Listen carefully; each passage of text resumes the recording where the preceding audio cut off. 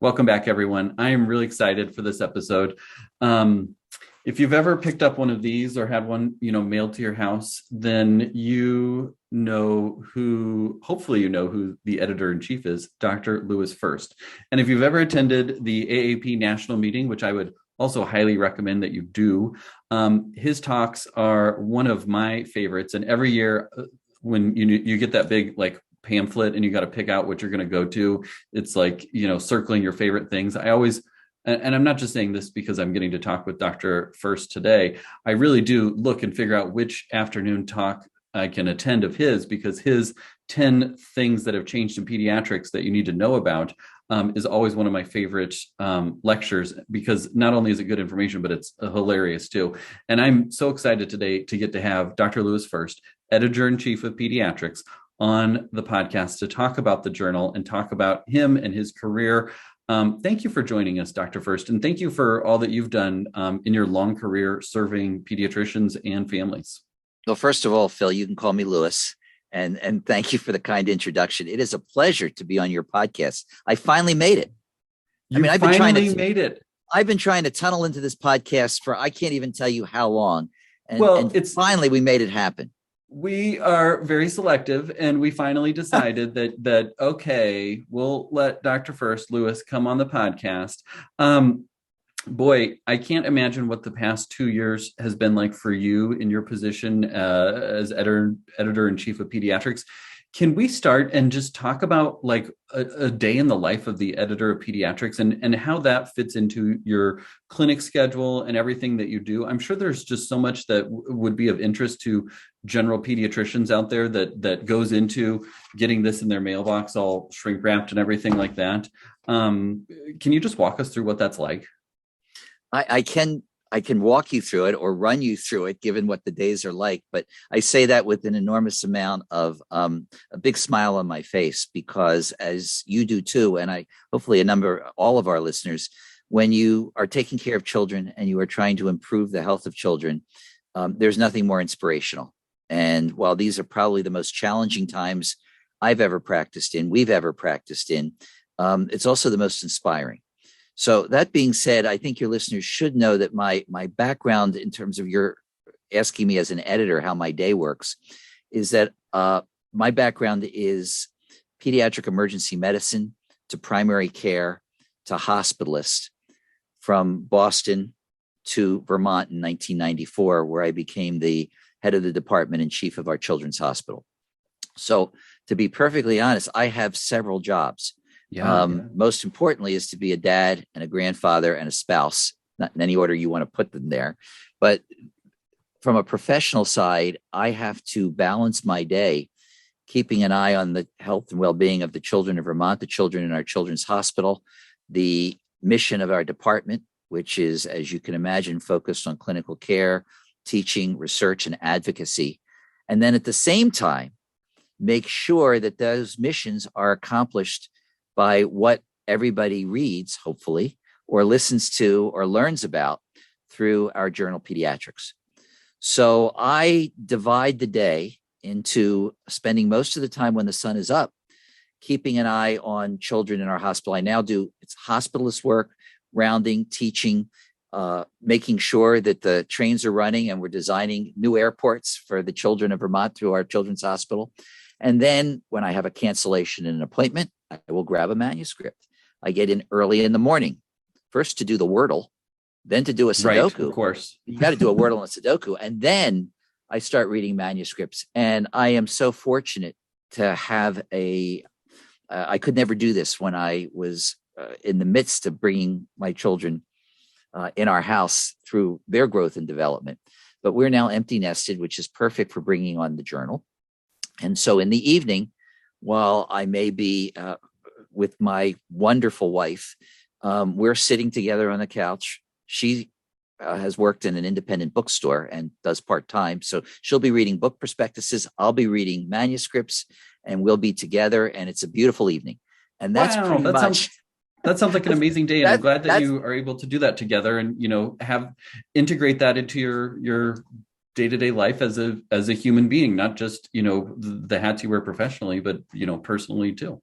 Well, it brings up the issue that this is not my journal. I can't, for all the things that are in our day, and to make sure I have time for my wife, for my kids, for my granddaughter, you have to make sure that this becomes our journal, and that the input as to what we see in that journal is not my lone opinion, but it literally takes a village. So yes, I see every manuscript that comes in on day one that has, we can talk about that if you want. We get probably between 5,000 to 6,000 manuscripts a year. Wow. So I know I had no idea it was that many. Now, so I will look at them. Can I ask a technical question? These manuscripts, do you read them on your iPad? Do you print them off? Like, how are they delivered, or how do you consume them? I would say I read them on a laptop. On a laptop. A little bigger screen than an iPad to do it. Yeah. Or I will work off in the office at the end of the day, early in the morning, 2 screens. So I can check things, look back, look at graphs, look at tables, and you get to a point that you begin to have an appreciation. And there are certain things we're looking for the journal Pediatrics. Whether you're a specialist, whether you're a generalist, we need to make sure that every article we put in that journal in some way is going to change and improve the care we provide to children. If it's a subspecialty paper, for example, I want to make sure it appeals to more than one subspecialty. So while there may be tertiary or quaternary care that's very exciting to learn about in an intensive care unit, or a neonatal intensive care unit, we need to make sure that, Phil, you practicing in a primary care setting, or a surgeon, or a health services researcher, or a policy person, someone else is going to be also interested in learning about that new trend or development in whatever ology that specialty group has wanted to put in the journal. I keep track of that. And the beauteous thing is, that's not, the most beautiful thing is that there are probably 40, 50 different sections, committees, councils, probably more than that, of the American Academy of Pediatrics.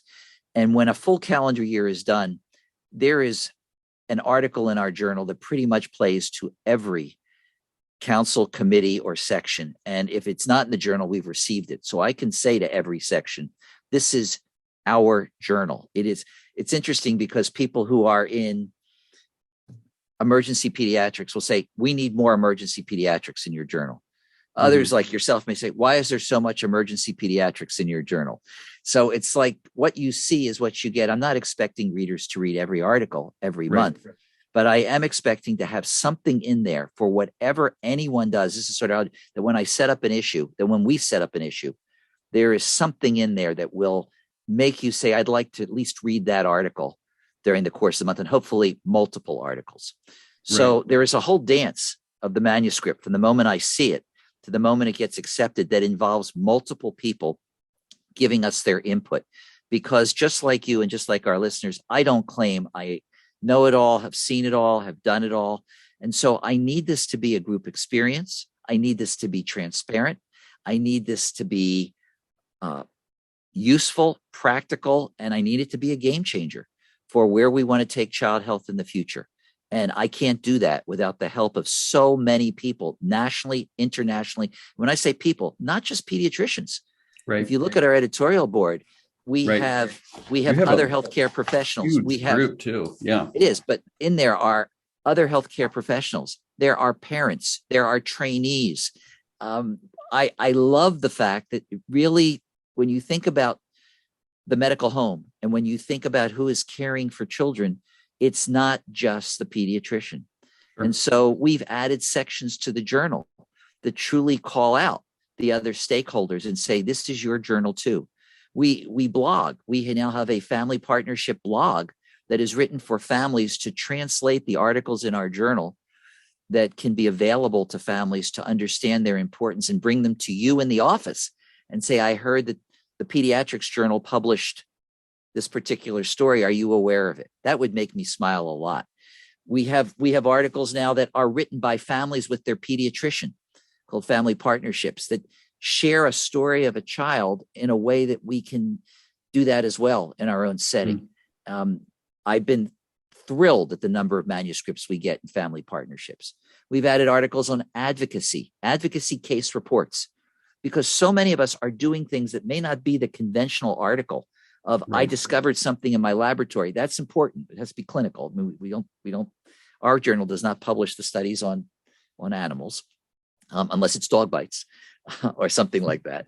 But we really want to make our journal a living, breathing publication that represents what we're dealing with every day, every night, in trying to improve the health of children and in turn their families. Well, I think what speaks to me from what you just said is that it's really all focused on child well-being, supporting families. And that's what I love about our profession too, is that there's that excitement that comes from helping families and empowering them. Because what you said about, if a family were to say, hey, did you hear about this new article? Gosh, I think families are becoming more scientifically literate than ever before, especially with the way that the last 2 years has gone. And for good and for bad, people realize that, medicine changes, and what we were doing 2 years ago is not what we're doing now. And what we're doing 20 years ago isn't what we're doing now. And empowering families to understand that better helps us to be better pediatricians. Well, yeah, we used to say to do this, but now we've done the research. It's been published. That doesn't make a difference. Here's what we want you to do now. I couldn't agree more. Again, this is about all of us joining around the child and family and making the caregivers part of the solution. And our journal reflects that as well. It's also about how we get the information from the journal out to the public, because I know people will say, I'm just too busy to read a journal nowadays. Well, I hope that's not quite true. There's so many different ways to stay up to date. You've got your podcasts, right. You've got social media, and we have had to morph the journal into all of those avenues to be able to figure out what's the best way to get information to land and stick. Right. And so I'm not going to be upset if you tell me I never read the journal, but I listen to your podcast and I learn about things there, or I skim the table of contents, or I read your blog. We have many members of our editorial board who blog every day, and we change that blog every day. And so in 300, 400 words, we'll sum up an article and tell you why it's important. If you would have asked me that we would have tens of thousands of followers on Instagram for a scientific peer-reviewed journal, I would have said 5 years ago, that can't. Why would we be on Instagram? Right. But the number of people who access our articles through Instagram because we put up a graphic or a photo, or I do a 60-second video talking about each week one article of interest, blows my mind. It's same amazing. Thing on Facebook, same thing on Twitter. To get people to just click a link and download an article, I think is important. We also make a good part of the content free. That is so, so important to families, not just to pediatricians. If I think there is an article that needs to be in the hands of everyone, I don't put it up through a subscription. We give it back. Right. During a time when we are very focused, it's a passion for, I hope, all of us, if not certainly for myself, and I would assume all of your listeners, the issue of equity, diversity, and inclusion, issues of healthcare disparities. Every article we publish on healthcare disparities is free, to narrow that gap, to put it in the hands of everyone and not feel like there is a way to bring equity to how we deliver care. That's got to get out. And we've done that on a number of key issues over the years, and keep doing it on issues of systemic racism. Every article is free to anybody who wants to download it. These are the kinds of things that I think make our journal much more relevant to what we need, and not that's some kind of esoteric discovery. Esoteric discoveries are important. We publish case reports. People say, why do you do case reports? Because the number of case reports that turn into an experiment, that turn into a hypothesis, that turn into something you're going to use in your office next year that you're not using now, is why we publish case reports.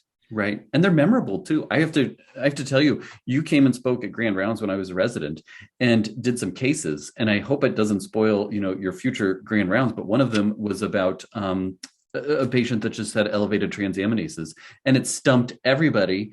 And, everybody was on the liver, and it was, from muscle breakdown because they had Duchenne's or something along those lines. Things like that. You remember that was 10 plus years ago. And I remember that case, and it because it sticks with you. Well, I think a key piece of what we do is, first of all, visibility. Well, it's credibility. And Mm-hmm. for me to have this role, I don't think I could have done it until I have practiced acute care, chronic Mm-hmm. care, primary care, emergency care, inpatient care, and do it every day, in a sense, by working with the members of our department. I never want to be isolated in a journal soundproof booth where I Right. lose track of what's on the minds of families, caregivers, healthcare professionals that we have to capture and put in that journal. So some of the strains that are on our system, workforce, burnout, we talked about issues of disparities, healthcare disparities, and we go to mental health. It's remarkable. If you even look at the content of our journal and how it evolves year to year, that's because people are writing, people are sharing. The we had to create editorials not related to articles in our journal because so many people want to share what it's like right now to Mm-hmm. be out there, and to give them a voice in our journal to share a perspective, hopefully a perspective that gives us hope. It doesn't just say we're giving up. Right. I really believe in the midst of what we're doing, there has never been a better time to be a pediatrician. I know people are probably cringing or pushing on their brakes as they listen to this, but I really believe the combination of discoveries that are there and our ability more than ever before to make a difference and change a life with a family for the better, to build resilience before all the patterns are locked in place, energizes me, and I hope energizes your listeners each and every day. We have a chance here to reverse some things. And what this pandemic has done to us, but most importantly to the children and families we care for, requires us to really think of how do we get the solutions to build resiliency in our Mm-hmm. patients, in ourselves. And I spend a lot of time thinking about how that journal can reflect hope, not false hope, but it can use the data, can use the science, can turn things around and get it out there real quick to give people the hope they need to know that no matter what the obstacles are that people are experiencing, we can build strengths with systems. We can surround kids and families with systems of care and communities and give them a second chance to come out of the hole that many, many people have sadly found themselves in. Not that they've dug themselves into, but it's just where the world is at right now. Right. Well, I think there's a lot of pediatricians that feel similarly and want to do more outside of the exam room to advocate for their patients, advocate for families in their community. I guess, what do you see in the next 5 years or 10 years or 50 years, the future of pediatrics looking like? As pediatricians, how are things going to be different in 5, 10, 50 years for pediatricians than they are right now, or that they've been in the past? Because I know, my older colleagues spend a lot of time in the middle of the night doing lumbar punctures and getting pus out, and now we have vaccines and we just don't see those things in the way that our previous older colleagues dealt with. And so we're kind of at a point where things are changing again. What's it going to look like? I mean, obviously I just want you to, crystal ball and tell me what the future looks like, but you have a pulse on that. Well, I'm actually going to take issue with that question because I am just like everybody else. To ask me what I think is the future is almost antithetical to what I want our journal. I want our journal to be our voice. I don't want it to be my voice. There are other editors who probably step up and tell you, let me tell you what I think is going to happen, Phil. Yep.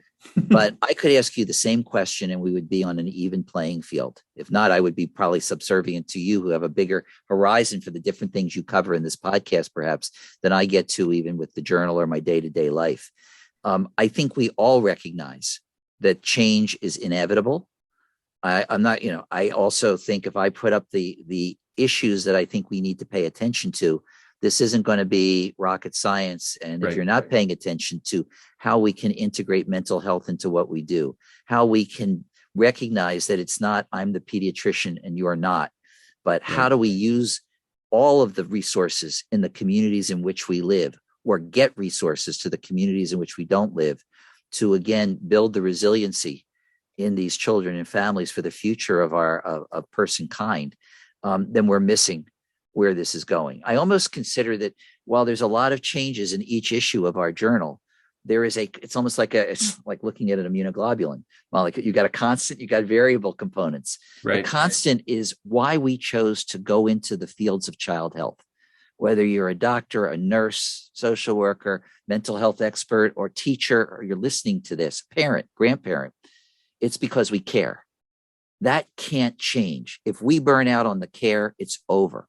Mm-hmm. So please, no matter, and in terms of technology and all of those things, while that's changing, it can't change the heart and soul of why we chose this profession and why, for me, decades later, after starting in pediatrics, I've been a department chair now for 28 plus years in the same place with the same people in this town because I care. We care. And the people where I live care.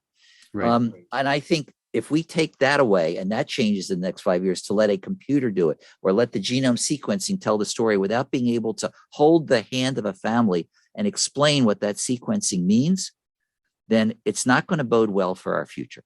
Sure. But there's nothing I just said that you couldn't have said or that previous guests have said.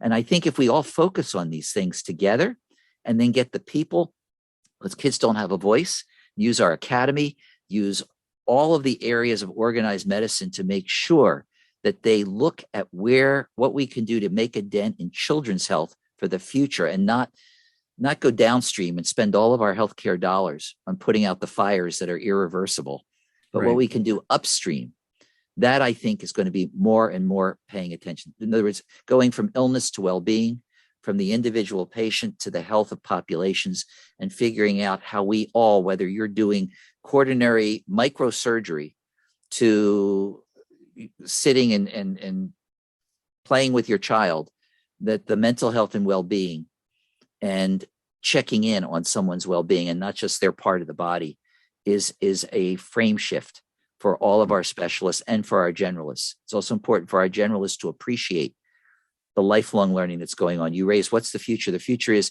you can't stop learning when you finish any level of your training. I love the fact that we have to maintain our certification, but I really hope it's more than just checking a box that I took the certification exam and got my credits, because the world is changing, but we can't change who we are, but we need to give our patients the best. And that requires us to have a strategy for lifelong learning. And I hope that happens for all of us in whatever vehicle you use to keep that going, because the science is changing. Well, that's what I love about the field too, is, things constantly change and evolve. And I think that one thing that is along a lot of people's minds is the pediatric workforce. And how do we inspire more trainees to choose pediatrics? And you work with medical students, I know. What do you see that will motivate or inspire somebody that's considering pediatrics to choose that as their field?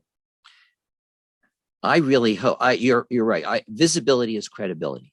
And so as a physician overseeing a large hospital and departmental enterprise, I never use those terms to say this is what I do, so I can't go in the trenches. So I want our faculty to be as visible with our trainees and in our community as they possibly can be.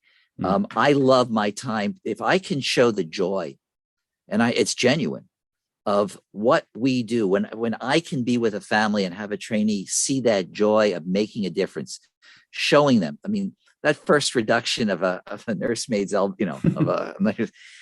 seeing the look on the face of a trainee when they do it and I don't do it, is phenomenal. I do rounds on the weekends with our first year students, and I show them how we're integrating. It doesn't matter who's on our floors. I walk them around and say, I know what you're learning. Let me show you how this applies. And the aha moments are so exciting. We're doing pipeline, but we're doing this now with undergraduates and high school students.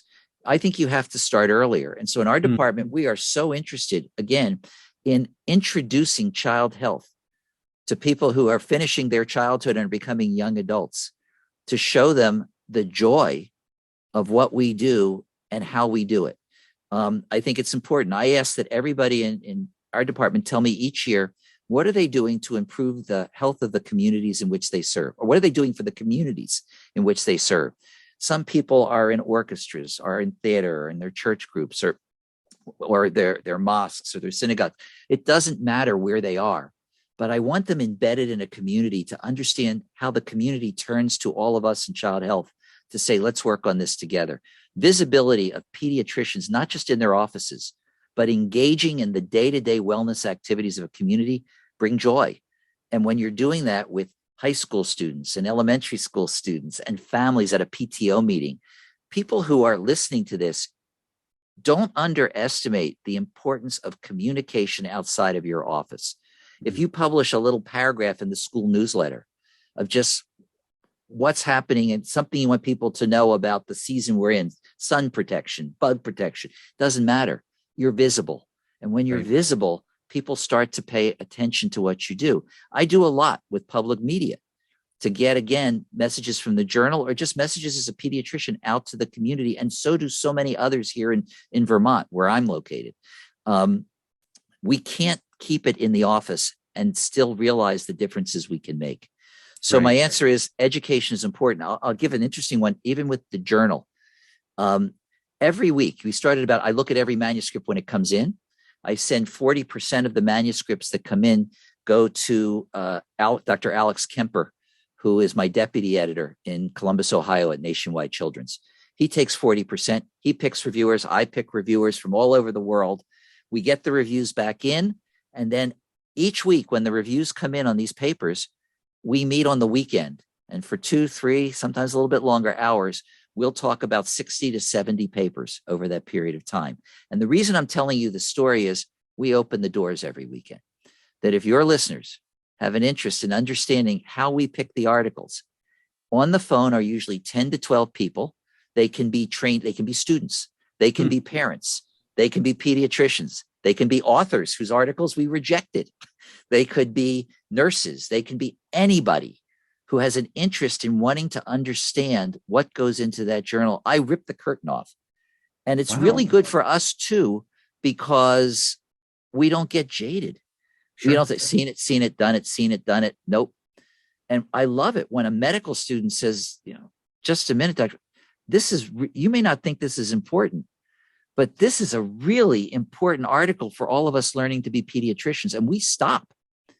So when you say what goes in that journal, the last step is the weekend call. If people have an interest in that, they can contact me. They can contact our senior managing editor, Kate Larson, at aap.org, and say, I'd be interested in joining. You have to sign an agreement that you're not going to tell your friends what's coming up in the journal. But then you play. We give you access to what we have. And when I have a student who then is being valued at the same level as a senior editor to say we are all in the same circle making decisions, I feel even better about what our readers are reading. Because again, it's not just my opinion of what there are many times I'll say, I love this article, and 9 people will say, we don't. And sadly, you're not going to see it. And there are other times where I may not like an article, and many other people do, and it gets in and I was wrong. I'm happy to say I love the ability to turn to colleagues and help us use the wisdom of crowds to make the sum of the parts better than anybody's individual contribution. So to get back to your question of where do I think the future is going, it's where do we think our future is going? And let's keep that in mind and not ever get up on a soapbox and say, I know something you don't. Let me tell you the way it is. Because if that were the case, I don't think I'd be finding the joy that I find in everything I do each day, because I'm interacting with so many people who have great ideas that are going to make children's health even better. Well, your joy certainly emanates from, the ways that you show up here and in all the things that you do. I wonder how you would help fellow pediatricians who, after everything that has gone on the past 2 years and feeling undervalued, how do we inspire the current pediatric workforce who probably many feel beat up and many are leaving or cutting back or, putting up walls to protect themselves from everything that the last 2 years in particular, and even before that with burnout and everything that's gone on, and been brought to light in the past decade. how do we inspire or help colleagues that are feeling that burnout or that desire to just, close off because of the way that they've been treated or the way that they've been made to feel? So why don't I just tell you the meaning of life first? And that will be an easier question than the one you just asked me, Phil. I think, first of all, you need to stop for a minute. I mean, we all have to breathe, and we all have to remember why we went into this profession. And we need to find that. We need to find that in what we do. I will tell you, when I meet with our pediatricians here in Vermont, the first question I will ask, and it's fortunately there, is, can you find that 20% of what you do during the week brings you joy? If they can't, I don't care what else we're going to, I don't want to know about how many patients they've seen. I just want to focus on them and try and figure out why that is.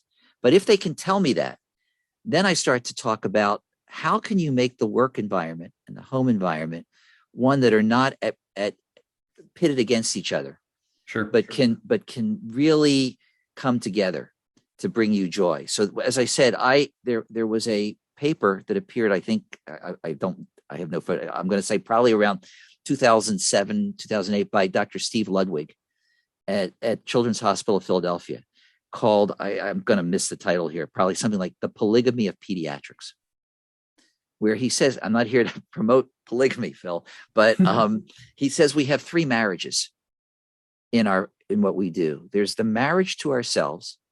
There's I'm quoting Dr. Ludwig, there's the marriage to things we like to do for ourselves. I'm just putting it, there's the marriage to our profession. And most important, there's the marriage to the people we care for and who care for us. And we spend so much time trying to say, I need time for myself. I need time for my partner, my significant other, my pets, my children. And oh my gosh, I need to finish that electronic health record work. Okay. So rather than combating all of those, can you find places where they intersect in a kind of wonderful way? Examples. At our morning report, we review movies. We review who binged on a streaming service. Who's got brackets? We're taping this during the March Madness. We're running a bracket game. We actually, I charge my faculty and our chief resident. Each month, we're divided into houses, like Harry Potter houses. I'm the head of first indoor, and we ask our staff to go out each month and take pictures with their cell phones of things that are just happiness things. And we show those at Morning Report. Visit a place in Vermont you've never visited. Call a friend you haven't talked to in 10 years and take a picture of yourself talking on the phone. Have fun with your dog. It's National Pet. We do national days. Yesterday was National Puppy Day when we tape this. And we show those pictures at our Morning Report.